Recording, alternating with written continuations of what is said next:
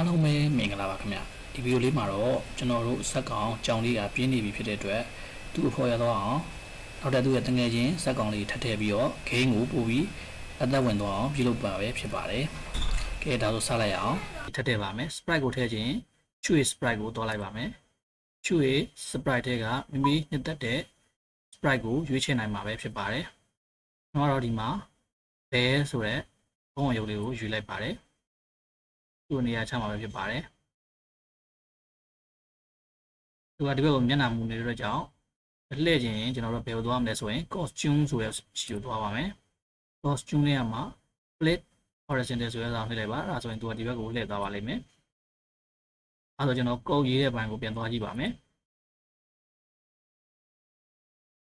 နောက်ထပ်ကျွန်တော်တို့ sprite နောက်ထပ်တစ်ကောင်ထပ်ထည့်ပါအောင်မယ်အဲဆိုကျွန်တော် choose sprite ကိုသွားပါမယ်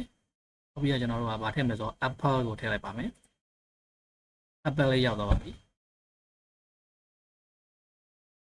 အဲဆိုရင်ကျွန်တော်တို့ဒီ game မှာဆိုရင် character က3ခုရှိသွားပြီဆိုရင်တော့ကျွန်တော်တို့ကုတ်ရေးတဲ့အပိုင်းကိုသွားပါမယ်ကုတ်ရေးအပိုင်းဆိုတော့ကျွန်တော်တို့ကဒီ apple မှာတော့ကုတ်ရေးထားမရှိပါဘူးဘုံမှာလည်းကုတ်ရေးထားမရှိပါဘူးကုတ်ရေးထားရှိတာကကျွန်တော်တို့ကဒီကြောင်လေးမှာပဲရှိရဖြစ်ပါတယ်ဒါကကြောင်လေးမှာကကုတ်ရေးထားတာဖြစ်ပါတယ်အဲ့တော့ကျွန်တော်တို့ကဘာကုတ်မှာသုံးမလဲဆိုရင် if s block ကိုသုံးပါမယ်အဲ့ဒီ if s block ကိုဘာထပ်ထည့်မလဲဆိုတော့ sensing block ထပ်ထည့်ပါမယ် sense ဆိုတာကဒီထိတွေ့မှုတွေကိုပြန်လဲတုံ့ပြန်တဲ့ဥစ္စာပဲဖြစ်ပါတယ်ဒီ game မှာတော့ကျွန်တော်တို့က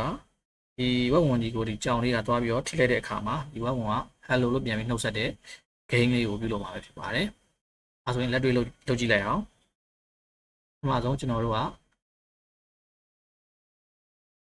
if then block ယူလိုက်ပါမယ် forever loop အောက်ကိုထည့်ပါမယ် if then block ယူရရင်ကျွန်တော်တို့ဘယ်လိုသွားထပ်ပြီးသွားမလဲဆိုတော့ sensing ဆိုတဲ့ခြေသွားပါမယ် sensing ကိုသွားပါမယ် sensing နဲ့မှာဘယ်လိုထပ်သွားမလဲဆိုတော့ touching mouse pointer ဆိုတဲ့အစားယူပါမယ်အဲဆိုရင်ကျွန်တော်တို့ဒီ touch ဖြင့်ကျွန်တော်တို့ဘာဖြစ်နေတာလဲဆိုတော့ hello လို့နှုတ်ဆက်ရှင်တာဖြစ်ပါတယ်ဒါဘာကိုထိကျင်တာလဲဆိုတော့ဒီ web ဝင်ကိုထိကျင်တာဖြစ်တဲ့အတွက်ကြောင့်ကျွန်တော်တို့ကဒီမှာ bear bear ကိုယူရမှာဖြစ်ပါတယ်အဲပြီးရင်ကျွန်တော်တို့ကမစာလေးထပ်ပေါ်ချင်တာဖြစ်ပါတယ်စာပေါ်ချင်တဲ့အတွက်ကြောင့်ဒီမှာကျွန်တော် hello လို့နှုတ်ဆက်ချင်တာဖြစ်ပါတယ်အဲ့ဒီအတွက် looks ထဲကိုသွားလိုက်ပါ looks ထဲမှာ say hello 2 second ကိုယူလိုက်ပါအဲ့ဒီမှာ hello ဆိုပြီးတော့ဒီကြောင်လေးကနေပြီးတော့ဒီဝက်ဝင်သွားထိတဲ့အခါမှာပြန်ပြီးတော့တုံ့ပြန်မှာပဲဖြစ်ပါတယ်အဲဆိုရင်ဒီကုတ်လေးကိုစမ်းကြည့်အောင်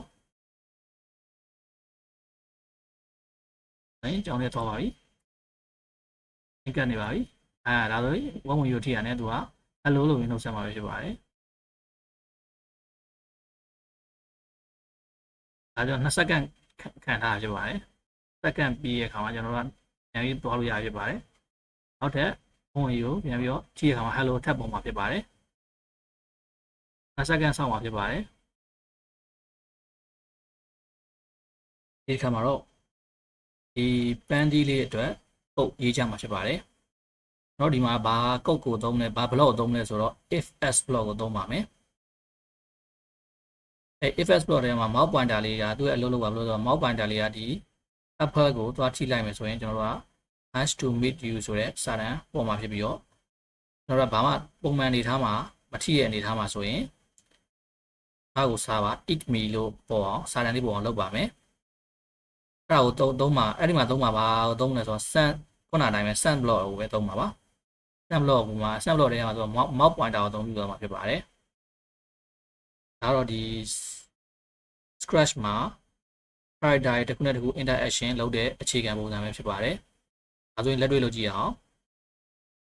ဒီ apple ထဲမှာရေးမှာဖြစ်ပါတယ်အဲ့တော့ကျွန်တော်တို့ဘယ်လိုသွားမလဲဆိုတော့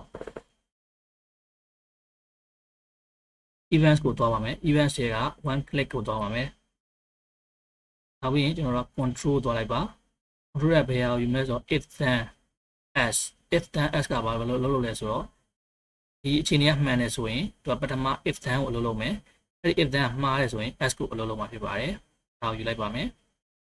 နောက်တစ်ခုကကျွန်တော်တို့ sensing block ကိုယူပါမယ် sensing block ဆိုတာက sensing block ထဲမှာဘယ်ဟာအပေါ်ဆုံးက touching ထိတွေ့တဲ့အခါ mouse pointer နဲ့ထိတဲ့အခါမှာဘာလုပ်မလဲဆိုတော့အဲ့ဒီအစားကိုသုံးပါမယ် touching mouse pointer mouse pointer ကဒီ apple လေးကိုကြည့်သွားမယ်ဆိုရင်ဘာဖြစ်မလဲပေါ့အဲ့ဒါကိုလုံးမှာပဲဖြစ်ပါတယ်အလုံး mouse pointer ကိုထိတဲ့အခါမှာသူကဘာဖြစ်သွားမလဲဆိုတော့တို့က nice to meet you လို့ပေါ်နေတာဖြစ်ပါတယ်အဲ့အတွက်ကြောင့်မို့ကျွန်တော်က list ကိုသွားပါမယ် list ထဲကမှ say hello for 2 seconds ကိုယူလိုက်ပါအဲ့ဒီမှာကျွန်တော်စာသားပြင်မယ်အဲ့ဒါဘယ်လိုပြင်မလဲဆိုတော့ nice စာသားပြင်မယ် nice to meet you ဆိုပြီးတော့ရေးလိုက်ပါမယ်ဒီအချိန်ကမှန်တယ် mouse pointer လေးကဒီ apple ကိုထိလိုက်ပြီဆိုတာနဲ့သူက nice to meet you လို့ပေါ်မှာဖြစ်ပါတယ်ဒီလိုအဲ့လိုမထိဘူးဆိုရင် s block ဖြစ်သွားပါပြီအဲဆိုရင်တော့ဘာပေါ်မလဲဆိုတော့ it me လို့ပြောင်းပေါ်ပြမှာဖြစ်ပါတယ် it me ဆိုတဲ့အကြောင်းကျွန်တော်ကဒီ c block တွေရပဲ c တွေကဟုတ်ပါဒီနားမှာ it me ဆိုပြီးတော့ဒါဖြစ်ပါတယ်အဲဆိုရင်ဒီ code လေးကအစပြီးအလုပ်လုပ်ဖြစ်ပါတယ် code အလုပ်လုပ်မလို့စမ်းသပ်ကြည့်အောင် one click လို့ဆိုရင်သူက it me လို့ပေါ်ပါတယ်ကျွန်တော်က mouse pointer လေးကဒီ apple လေးကိုရောက်ပြီဆိုရင်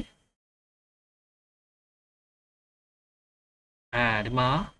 အကုတ်ကအလုံးမလုပ်သေးဘူးဘယ်လိုလုံးမလို့ဆိုတော့တစ်ခါပဲလုပ်လို့ရတယ်တစ်ခါပဲလုပ်တာဘာလို့လဲဆိုတော့ကျွန်တော်တို့က forever loop တွေကိုမထည့်ထားတဲ့အတွက်ကြောင့်ဖြစ်တယ်အဲ့အတွက်ကြောင့် control တွေက forever loop ကိုသုံးမယ် forever loop တွေကဒါကိုထည့်ထည့်အောင်ဖြစ်ပါတယ်အဲ့ကြမှာသူကif ကအမြဲတမ်းလက်တိုင်း run နေမှာပဲဖြစ်ပါတယ်အဲ့ဒီမှာကျွန်တော်တို့ကဒီ mouse pointer တွေကဒီဘက်ကိုရောက်သွားဆိုရင် nice to meet you လို့ပုံမှာဖြစ်ပါတယ်2 second ပုံမှာဖြစ်ပါတယ်ဖယ်လိုက်ပါပြီအဲဆိုရင်2 second ပြန်ဆို it me ပြန်ပုံမှာဖြစ်ပါတယ်တင်လိုက်ပါပြီ mouse pointer ရောက်ပါပြီ nice to meet you mouse pointer ဖယ်လိုက်ပါပြီဖယ်ပြီးတော့မှ2 second ဆောက်မှ it me ပြန်ပေါ်မယ်ပန်းစီပေါ်ရောက်ပါပြီအဲ့ကြရင်သူက nice to meet you ပြန်ပေါ်မှာဖြစ်ပါတယ်ဒါဒီကုတ်တဲ့အလုပ်လုပ်ပုံကိုနားလည်မယ်လို့မျှော်လင့်ပါတယ်ရှင်းမယ်လို့လည်းယူဆပါတယ်